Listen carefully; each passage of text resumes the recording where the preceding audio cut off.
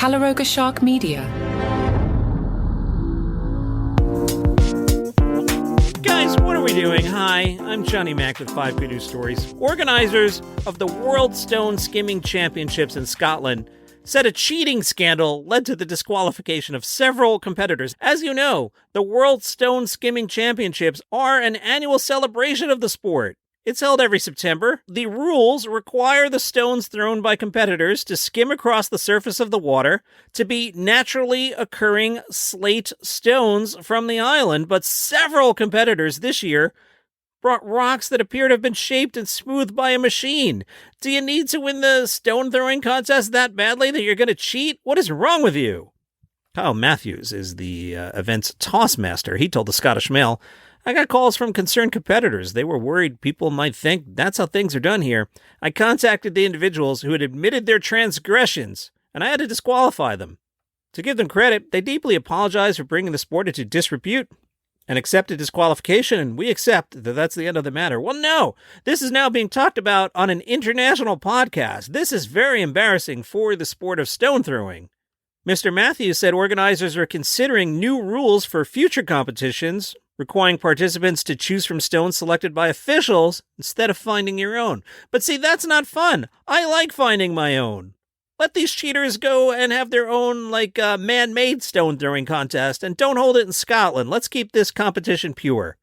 The first round of the competition features competitors attempting to skip their stones across the surface of the water to the back wall of the quarry. That's about 206 feet.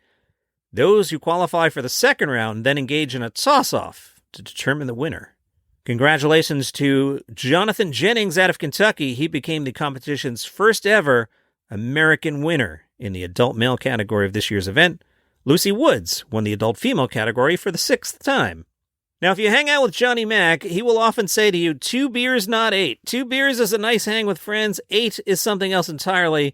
And now researchers have found this to be true. They find that chimpanzees eating fermented fruit in their native habitats consume the equivalent of nearly 2 alcoholic drinks per day. That's right, the researchers analyzed 21 species of fruit regularly eaten by chimpanzees in Uganda to measure the alcohol content. They tell us across all sites, male and female chimps are consuming about 14 grams, that's like half an ounce, of pure ethanol per day in their diet, which is equivalent to 1 standard American drink. When you adjust for body mass, it's like 2 drinks. We're going to have to get these chimps some White Castle to, take the edge off on the walk home. Scientists tell us human attraction to alcohol probably arose from this dietary heritage of our common ancestor with chimpanzees. New York City is turning food waste into black gold to improve the city's soil health. Waste items like watermelon rinds, greasy pizza boxes, and yard trimming, they're being composted at the Staten Island compost facility. They take in 100 to 150 tons of organic material every day. There used to be a garbage dump. Is that I feel like that's not a PC term. Am I allowed to say garbage dump, or am I going to get canceled? There used to be a sanitation facility on Staten Island that was just like huge. But they closed that down a while back. Tufts University will be tuition-free for U.S. families earning less than $150,000. The president of Tufts University said, "We're sending a clear message that Tufts is committed to meeting the full need of all its students. U.S. undergraduate students whose families make less than $150,000 a year will attend tuition-free beginning in the fall of 2026. Students with an annual family income of less than $60,000 will typically receive a financial aid package with no student loans. The new policy, known as the Tufts Tuition Pact, is meant to ensure that students from all backgrounds know that a Tufts education is within reach." I lost track of how many stories I did. I've recorded a bunch of these today, including the Halloween ones, and I'm a little punchy from doing those because those made me laugh. Let's see.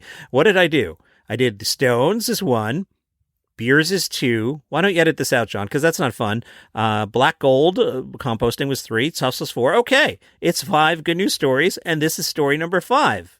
It's one of those world records, and it's not, what would those guys do? Those guys that make stuff up. They would hop on one leg while juggling, but that's not enough. They always have to add like a third thing. Hop on one leg while juggling in 14 seconds in the rain. Well, it's not that at all. This is the Guinness World Record for the largest pizza party. Why wasn't I invited to this? The Taste of New Haven held the record attempt at the New Haven Green. More than 9,000 slices of pizza were handed out. I would have had 3, 4? I mean, if they were free, definitely would have had 3.